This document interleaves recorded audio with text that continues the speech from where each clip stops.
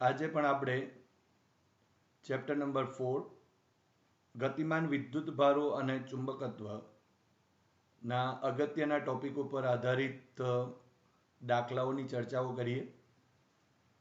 સૌપ્રથમ સ્વાધ્યાયનો 4.26મો દાખલો જોઈએ. 60 સેન્ટીમીટર લંબાઈ અને 4 સેન્ટીમીટર ત્રિજ્યા ધરાવતા સોલેનોઇડમાં 300 આંટાના હોય તેવા 3 સ્તર વીંટાળ્યા છે. 2.5 ગ્રામ દળ અને 2 સેન્ટીમીટર લંબાઈનો એક તાર સોલેનોઇડમાં તેના કેન્દ્ર પાસે અક્ષને લંબ રૂપે રહેલો છે. હવે તાર અને સોલેનોઇડની અક્ષ બંને સમક્ષિતિજ સમતલમાં છે. તો આ તારના અક્ષને સમાંતર બે છેડા વચ્ચે જો બાહ્ય બેટરી સાથે જોડેલો છે કે જેથી તારમાં 6 એમ્પિયર વિદ્યુત પ્રવાહ વહે છે. સોલેનોઇડના આંટાઓમાંથી કેટલા મૂલ્યનો પ્રવાહ વહનની યોગ્ય દિશા સાથે વહન થવો જોઈએ કે જે તારના વજનને સમતોલે છે. G is equal to 9.8 metre પર સેકન્ડ સ્ક્વેર છે. અહીં આપણને સોલેનોઇડ આપેલ છે અને સોલેનોઇડના અંદરના વિસ્તારમાં આપણે જાણીએ છીએ કે જો I જેટલો જો વિદ્યુત પ્રવાહ સોલેનોઇડના તારમાંથી જો વહેતો હોય તો એના અંદરના જે વિસ્તાર છે એના અંદરના વિસ્તારમાં ઉદ્ભવતું ચુંબકીય ક્ષેત્ર આપણે B is equal to μ0 small ni સૂત્ર પરથી મેળવી શકીએ છીએ.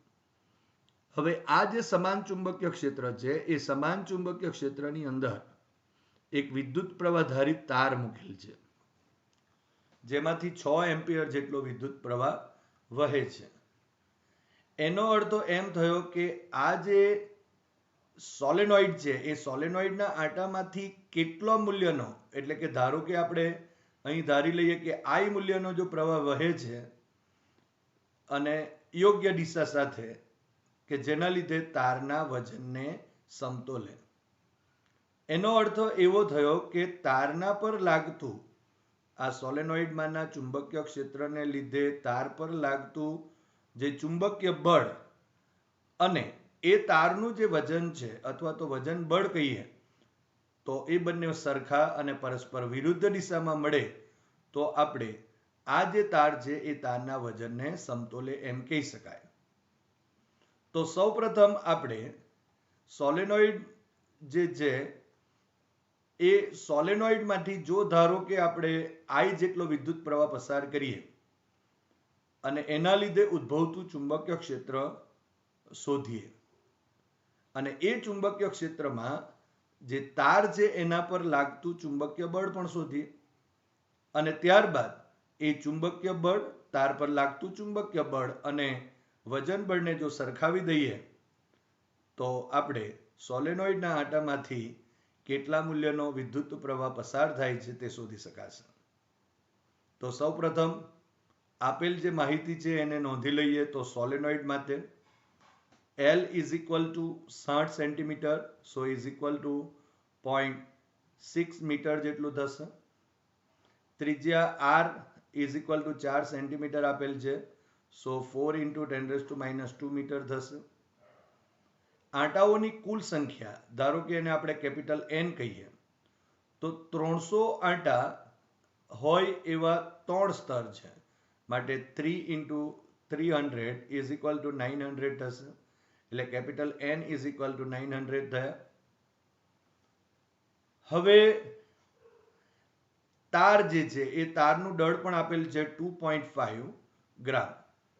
અહીં લખી શકાશે small m is equal two 2.5 into 10⁻³ kilogram જેટલું થશે. આ તાર છે એ તારની લંબાઈ આપેલ છે અને એ 2 સેન્ટીમીટર જેટલી છે માટે અહીં L' is equal to 2 into 10⁻² metre થશે. ગુરુત્વ પ્રવેગ g નું મૂલ્ય આપેલ છે 9.8 મીટર પર સેકન્ડ સ્ક્વેર. આપણે જાણીએ છીએ μ0 is equal to 4 pi into 10⁻7 tesla metre per ampere થશે. અને આ જે તાર છે એમાંથી વહેતો વિદ્યુત પ્રવાહ 6 એમ્પિયર જેટલો છે. તો આ જે માહિતી આપેલ છે એના ઉપરથી આપણે સૌપ્રથમ ચુંબકીય ક્ષેત્ર સોલેનોઇડમાં કેટલું છે એ શોધીએ. તો એના માટે આપણે ધારી લઈએ કે ધારો કે સોલેનોઇડના તારમાંથી જ્યારે I જેટલો વિદ્યુત પ્રવાહ પસાર થાય છે ત્યારે તે તારના વજનને સમતોલે છે. હવે એકમ લંબાઈ દીઠ આંટાની સંખ્યા શોધીએ.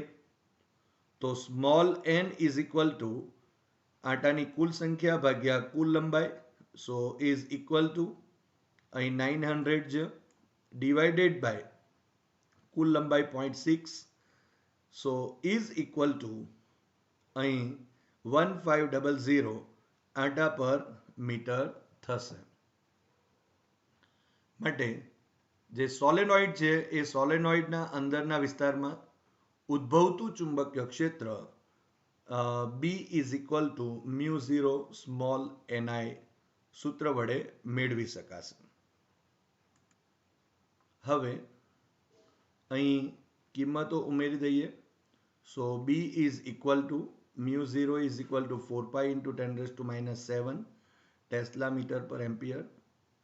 Small n is equal to 1500 આંટા પર મીટર અને ઇન્ટુ અહીં I આપણે શોધવાનું છે એટલે I ની જગ્યા પર I લખેલ છે. અહીં પાઈની કિંમત મૂકી દઈએ 3.14. સો B is equal to 4 into 3.14 into 1500 into આ 10⁻7 અને I જેટલું થશે.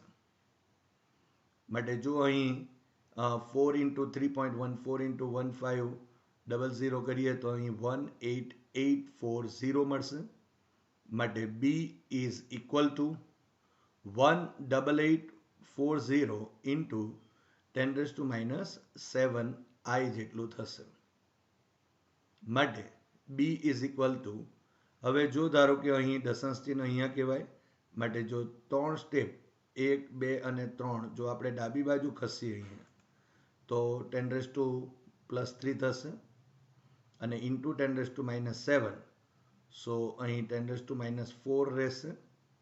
સો અહીં B is equal two 18.84 into 10⁻4 I tesla જેટલું ચુંબકીય ક્ષેત્ર મળશે.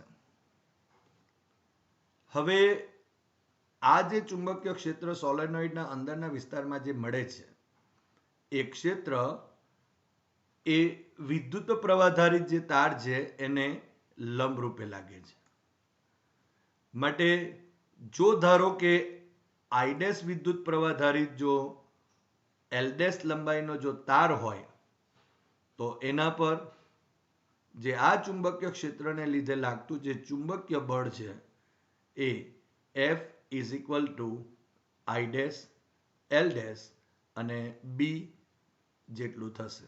કારણ કે સાઇન થીટા જો આપણે લખીએ તો સાઇન થીટા અહીં લંબ રૂપે છે માટે સાઇન 90 થશે અને સાઇન 90 ઇઝ ઇક્વલ ટુ 1 થશે. માટે F is equal two I dash L dash અને આ ચુંબકીય ક્ષેત્રનું મૂલ્ય જે અહીં આપણે મેળવેલ છે. તો હવે અહીં આ બધી કિંમત મૂકી દઈએ. આગળ જે ચર્ચા કરી તે પ્રમાણે અહીં તારમાંથી વહેતા વિદ્યુત પ્રવાહને આપણે I ડેશ કીધું છે ઇઝ ઇક્વલ ટુ 6 એમ્પિયર આપેલ છે. L dash is equal to 2 centimetre so 2 into 10⁻2 metre થશે અને B ની કિંમત આપણે મેળવેલ છે જે અહીં ઉમેરીએ. I ડેશ એટલે F is equal two 6 into L dash માટે 2 ઇન્ટુ 10⁻2 મીટર ઇન્ટુ આ 18.84 ઇન્ટુ 10⁻4 I જેટલું થશે. માટે F ઇઝ ઇક્વલ ટુ અહીં જો ગુણાકાર કરી દઈએ તો અહીં 6 into 2 into અહીં આપણે 10⁻², એટલે કે 1/100 into આપણે 18.84 જો કરીએ તો અહીં 2.2608 into 10⁻⁴I ન્યૂટન જેટલું બાકી રહેશે. માટે અહીં જે બળ મળે છે એ તાર પર લાગતું ચુંબકીય બળ મળે છે. માટે તાર પર લાગતું ચુંબકીય બળ ઇઝ ઇક્વલ ટુ વજન બળ. માટે F is equal to mg થશે.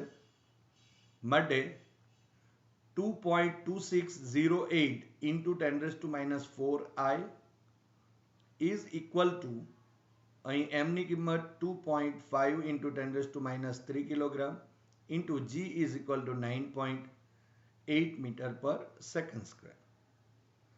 માટે સોલેનોઇડના આંટાઓમાંથી પસાર થતો વિદ્યુત પ્રવાહ જો અહીં I છે એને સૂત્ર કરતા કરીએ તો I is equal to 2.5 into 10⁻³ into 9.8 અને divided by અહીં 2.2608 into 10⁻⁴ થશે. હવે આ 10⁻⁴ જો અંશમાં જાય તો 10⁻+4 થશે. માટે 10⁻³ into 10⁻⁴, સો રહી જશે અહીંયા 10⁻1 અને 2.5 into 9.8 divided by જો 2.2608 કરીએ તો અહીં I is equal to 10.8369 into 10⁻1 થશે. માટે જો એક દશાંશ ચિહ્ન અહીંયા જો આપણે જમણી બાજુ જો ખસેડી દઈએ તો 10⁻⁻1 થશે અને આ 10⁻+1 કેન્સલ આઉટ થયા. માટે I is equal to 108.369 ampere જેટલું થશે. માટે અહીં જો આપણે રાઉન્ડ ઓફ કરી નાખીએ તો I is approximately equal to 108.4 જેટલું એમ્પિયર થશે. હવે સ્વાધ્યાયના 4.23માં દાખલાની ચર્ચા કરીએ. 10 સેન્ટીમીટર ત્રિજ્યાના નળાકાર વિસ્તારમાં 1.5 ટેસ્લા જેટલું ચુંબકીય ક્ષેત્ર છે. તેની જેથી દિશા તેની અક્ષને સમાંતર પૂર્વથી પશ્ચિમ તરફ છે. 7 એમ્પિયર વિદ્યુત પ્રવાહધારિત એક તાર આ વિસ્તારમાંથી ઉત્તરથી દક્ષિણ તરફ પસાર થાય છે. જો ક્વેશ્ચન A તાર આ અક્ષને છેદે. ક્વેશ્ચન B તારને ઉત્તર દક્ષિણની જગ્યાએ ઉત્તર પૂર્વ કે ઉત્તર પશ્ચિમ દિશા તરફ વાળવામાં આવે એટલે કે લઈ જવામાં આવે. અને ક્વેશ્ચન C ઉત્તર દક્ષિણ દિશામાં રહેલા તારને અક્ષથી 6 સેન્ટીમીટર જેટલો નીચે લેવામાં આવે તો આ પરિસ્થિતિઓમાં તાર પર લાગતા ચુંબકીય બળનું મૂલ્ય અને દિશા શું હશે? તો આપણે અહીં આ જે આપેલ A, B અને C જે ક્વેશ્ચન્સ છે એને આપણે 1 by 1 લઈ લઈએ. તે પહેલા અહીં આપેલ જે કિંમત છે એ 10 સેન્ટીમીટર ત્રિજ્યાનો એક નળાકાર વિસ્તાર આપેલ છે અને એમાં 1.5 ટેસ્લા જેટલું નિયમિત એટલે કે સમાન ચુંબકીય ક્ષેત્ર છે અને એની દિશા પૂર્વથી પશ્ચિમ તરફની દર્શાવેલ છે. અને 7 એમ્પિયર વિદ્યુત પ્રવાહ ધારિત એક તાર જે છે એ ઉત્તરથી દક્ષિણ તરફનો છે. એનો અર્થ એમ થયો કે અહીં ચુંબકીય ક્ષેત્ર અને આ જે વિદ્યુત પ્રવાહ ધારિત તાર છે એ પરસ્પર લંબ છે. કારણ કે ચુંબકીય ક્ષેત્રની દિશા એ પૂર્વથી પશ્ચિમ છે અને જે વિદ્યુત પ્રવાહ ધારિત તાર જે છે એમાં વિદ્યુત પ્રવાહની દિશા અહીં ઉત્તરથી દક્ષિણ તરફ છે. અને જ્યારે આ જે તાર છે આ અક્ષને છેદે છે ત્યારે, એટલે કે અહીં નળાકારના અક્ષને જ્યારે એ છેદે છે ત્યારે ચુંબકીય બળ કેટલું? હવે ઉત્તર દક્ષિણની જગ્યાએ ઉત્તર પૂર્વ કે ઉત્તર પશ્ચિમ દિશામાં જ્યારે લઈ જવામાં આવે ત્યારે ચુંબકીય બળ કેટલું? અને ઉત્તર દક્ષિણ દિશામાં રહેલા તારનો જે અક્ષ છે એ તારના અક્ષથી 6 સેન્ટીમીટર જેટલો નીચે લઈ જવામાં આવે તો એ તાર ઉપર લાગતું ચુંબકીય બળ અહીં શોધવાનું છે અને સાથે સાથે દિશા પણ નક્કી કરવાની છે. તો આપણે સૌપ્રથમ ક્વેશ્ચન એ લઈએ. હવે સૌપ્રથમ અહીં આપેલ જે આકૃતિઓ છે એ આકૃતિઓ આપણે સમજીએ. સૌપ્રથમ નીચેની આકૃતિ સમજવાનો પ્રયત્ન કરીએ. અહીં આપણને જે પૂર્વથી પશ્ચિમ તરફની દિશામાં ચુંબકીય ક્ષેત્ર આ રીતે આપેલ છે. એ દિશા બતાવેલ છે ચુંબકીય ક્ષેત્રની દિશા. અને આ જે દિશા છે એને લંબ ઉત્તરથી દક્ષિણ દિશા તરફ વિદ્યુત પ્રવાહની દિશા આપણે અહીં દર્શાવેલ છે કે જેમાંથી ધારો કે I જેટલો વિદ્યુત પ્રવાહ પસાર થાય છે જે અહીં 7 એમ્પિયર જેટલો આપેલ છે. તો તમે જોઈ શકો છો કે અહીં પૂર્વથી પશ્ચિમ દિશા અને ઉત્તરથી દક્ષિણ દિશા વચ્ચેનો ખૂણો આપણે જાણીએ છીએ 90 ડિગ્રી થશે. પરંતુ અહીં જો આપણે તારની લંબાઈની જો ચર્ચા કરીએ તો તારની લંબાઈની ચર્ચા એટલે કે આ જે નળાકાર હશે એ નળાકારનો જે વ્યાસ હશે, દાખલા તરીકે અહીંયા સમજીએ તો અહીં જો આપણે વિચારીએ તો અહીં આ AB જેટલી AB ડેશ નામ આપી દઈએ. અહીં AB ડેશ જો આપીએ તો એ આ નળાકાર જે છે, કારણ કે ચુંબકીય ક્ષેત્ર આટલા નળાકારમાં જ છે એટલે અહીં ચુંબકીય ક્ષેત્ર આટલા નળાકારમાં અહીં સમાન ચુંબકીય ક્ષેત્ર ધરાવે છે અને એની લંબાઈ પણ આપણને અહીં આપેલ છે નળાકારની. અને એટલા માટે જો આપણે અહીં વિચારીએ તો આ જે નળાકારનો જે વ્યાસ છે એ વ્યાસ જેટલી લંબાઈનો અહીં તાર હશે કે જે વિદ્યુત પ્રવાહ ધારિત છે, જેમાંથી 7 એમ્પિયર જેટલો અહીં વિદ્યુત પ્રવાહ પસાર થઈ રહ્યો છે અને એ આ સમાન ચુંબકીય ક્ષેત્રમાં છે. અને એના લીધે આ તાર ઉપર જે સમાન ચુંબકીય ક્ષેત્ર છે એના લીધે લાગતું બળ આપણે શોધવાનું છે. તો અહીં આપણે એમ કહી શકાય કે નળાકાર વિસ્તારમાં જે તારની જે લંબાઈ છે એ લંબાઈ બરાબર આ જે નળાકાર જે વિસ્તાર છે એ વિસ્તારનો વ્યાસ થશે, જેને આપણે અહીં AB ડેશ નામ આપેલ છે અને એની દિશા આપણે કીધું તે પ્રમાણે નોર્થથી સાઉથ જેટલી થશે અને ક્ષેત્રની દિશા ઈસ્ટ ટુ વેસ્ટ જે અહીં આપણે દર્શાવેલ છે. અને બેની વચ્ચેનો જો ખૂણો કહીએ તો એ 90 ડિગ્રીનો થશે.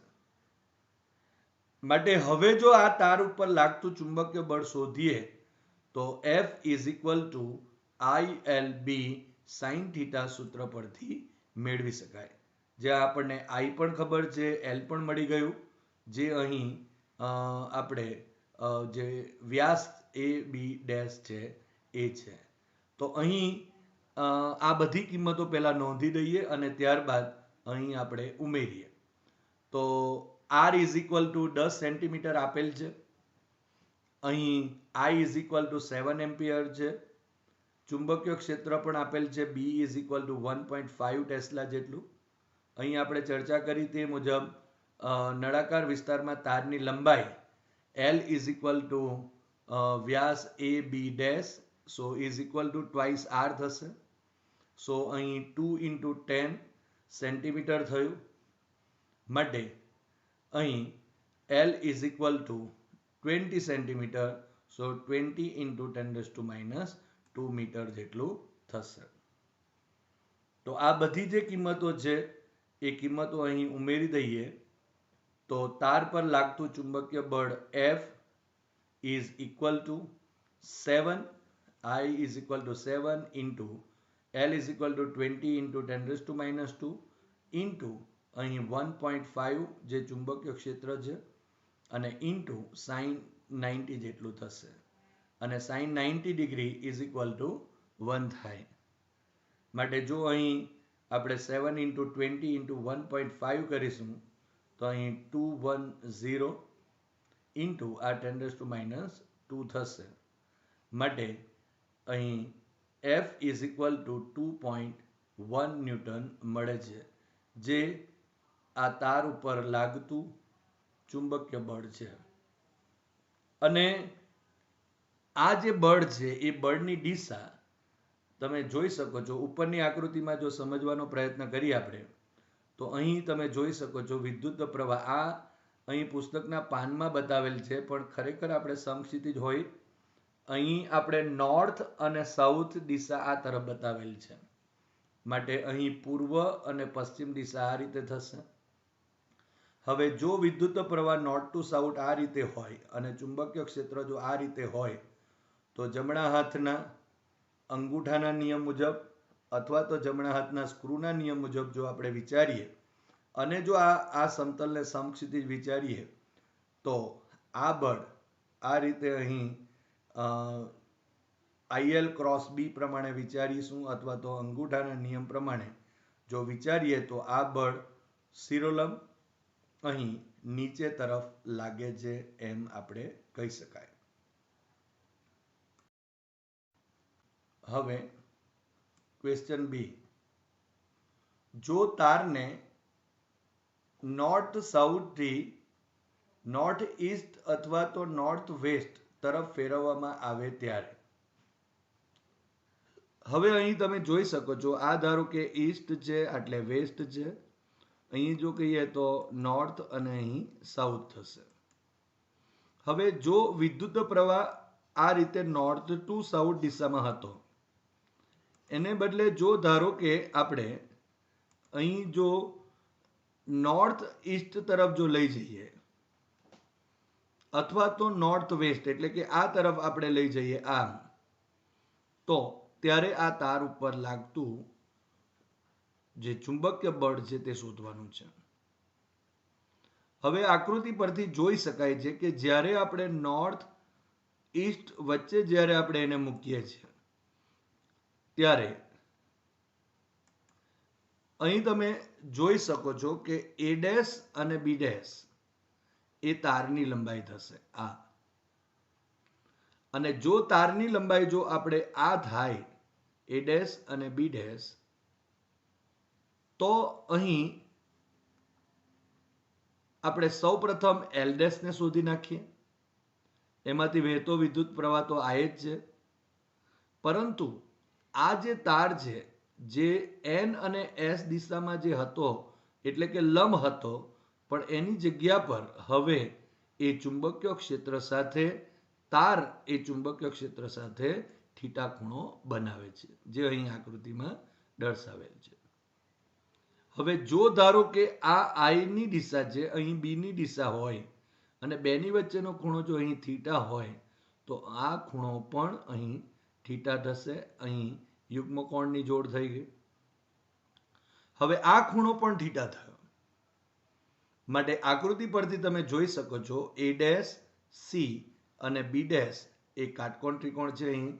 અને જો આ કાટકોણ ત્રિકોણ જો હોય, C કાટકોણ ત્રિકોણ છે 90 ડિગ્રી, માટે sine theta is equal to આપણે સામેની બાજુ એટલે કે A dash C divided by B dash A dash અને B ડેશ થશે, કર્ણ થશે.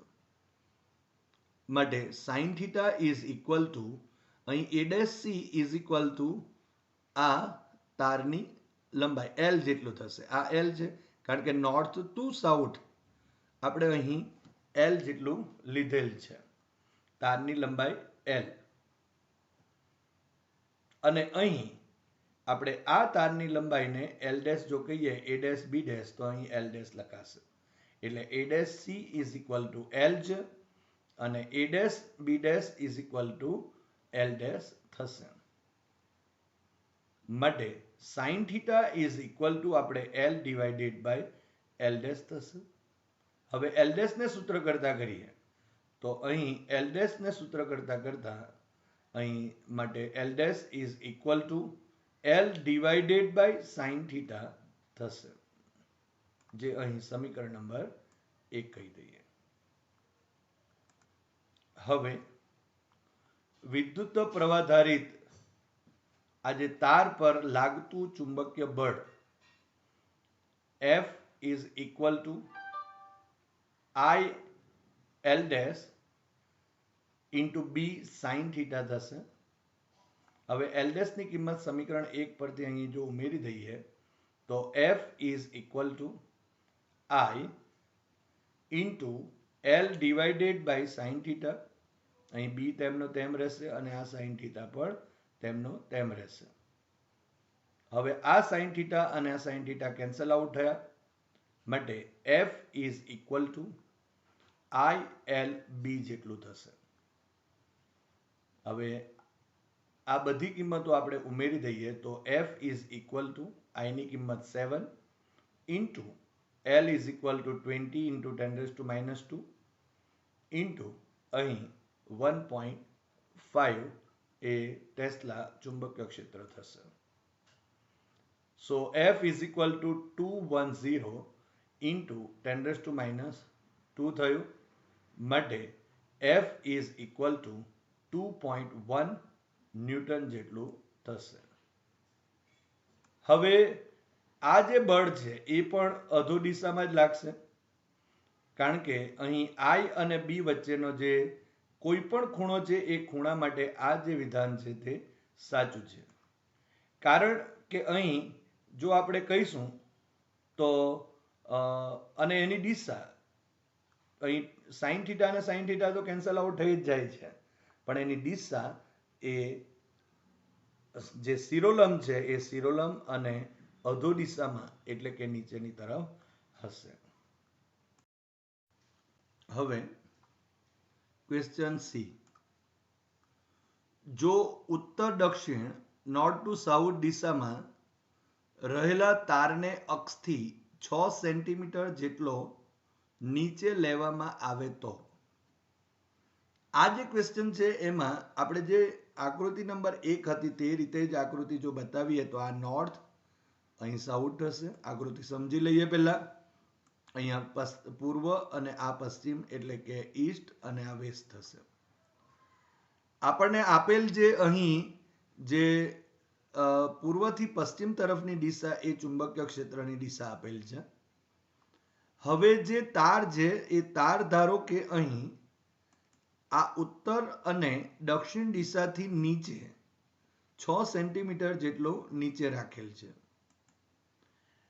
માટે અહીં જો આપણે કહીએ તો જે ચુંબકીય ક્ષેત્રની દિશા છે તે અને વિદ્યુત પ્રવાહની દિશા અહીં પરસ્પર લંબ છે એટલે theta is equal two 90 degree થશે અહીં એક પહેલી વાત થઈ હવે જે આ તારની જે લંબાઈ છે તે અહીં CD આપેલ છે જે આપણે પહેલા શોધી દઈએ ધારો કે અહીં C થી M છે તે x લઈએ અને M થી D છે એ પણ x જેટલું થશે માટે અહીં સૌપ્રથમ આપણે ચુંબકીય ક્ષેત્રની અંદર જે તાર છે એ તારની લંબાઈ તો 2x જેટલી થશે CD is equal to 2x થશે તો આકૃતિ પરથી આપણે 2x શોધી દઈએ પહેલા એટલે કે તારની લંબાઈ શોધીએ અને ત્યાર પછી આપણે એ વિદ્યુત પ્રવાહ ધારિત તાર પર લાગતા ચુંબકીય બળની ચર્ચા કરીએ તો આકૃતિ પરથી જોઈ શકાય છે કે OM અને C છે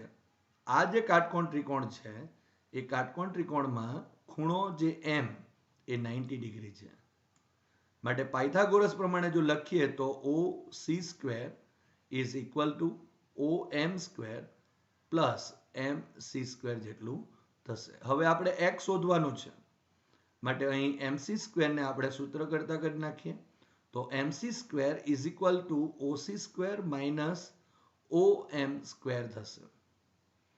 હવે માટે MC square is equal to અહીં OC, પણ OC તો અહીંયા શું છે, આ જે નળાકાર છે એની ત્રિજ્યા જે 10 સેન્ટીમીટર આપેલ છે માટે 10 સ્ક્વેર લખી દઈએ, માઇનસ અહીં OM જે અહીં 6 સેન્ટીમીટર આપેલ છે માટે 6 સ્ક્વેર થશે. માટે MC square is equal two 100 minus 36 માટે MC square is equal to અહીં 64 જેટલું થશે. માટે MC is equal two 8 centimetre થયું, એટલે કે અહીંથી અહીંનું અંતર 8 સેન્ટીમીટર થાય છે. જો મીટરમાં ફેરવી દઈએ તો અહીં 8 ઇન્ટુ 10⁻²2 મીટર જેટલું થશે, જેને આપણે x લીધેલ છે. માટે તારની જે લંબાઈ L ઇઝ ઇક્વલ ટુ અહીં 2x અને is equal to 2 into 8 into 10⁻² metre થશે. માટે L is equal to 16 into 10⁻² metre જેટલું થશે. તો અહીં આપણને L મળે છે. હવે આ જે વિદ્યુત પ્રવાહધારી તાર છે એના પર લાગતું આપણે ચુંબકીય બળ શોધી દઈએ. તો F is equal two ILB અને sin થીટા થશે. પરંતુ થીટા ઇઝ ઇક્વલ ટુ 90 થવાનું, અને એટલા માટે અહીં F is equal two ILB sin 90 થશે. પરંતુ આપણે જાણીએ છીએ sin 90 ઇઝ ઇક્વલ ટુ 1 થશે. માટે F is equal two ILB જેટલું મળશે. માટે F is equal two I એટલે 7 ampere into L is equal to આપણે અહીં મેળવેલ છે 16 ઇન્ટુ 10⁻² અને into B is equal two 1.5 tesla જેટલું થશે. માટે F ઇઝ ઇક્વલ ટુ અહીં 7 ઇન્ટુ 16 ઇન્ટુ 1.5 કરીએ તો 168 અને ઇન્ટુ આ 10⁻² ન્યૂટન જેટલું થશે.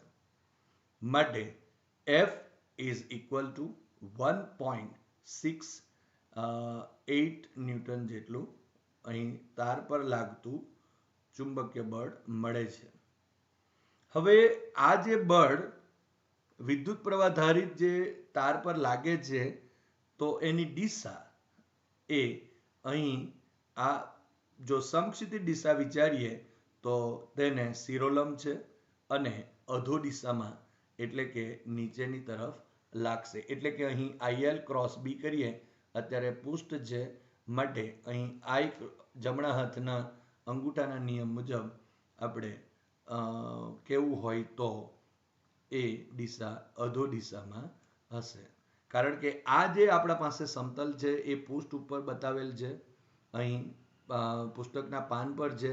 પરંતુ આપણે જો નોર્થ સાઉથ ઈસ્ટ વેસ્ટ જો સમક્ષિતિજ વિચારીએ તો અહીં સમક્ષિતિજ વિચારી લઈએ તો એની દિશા એ અધો દિશામાં મળશે.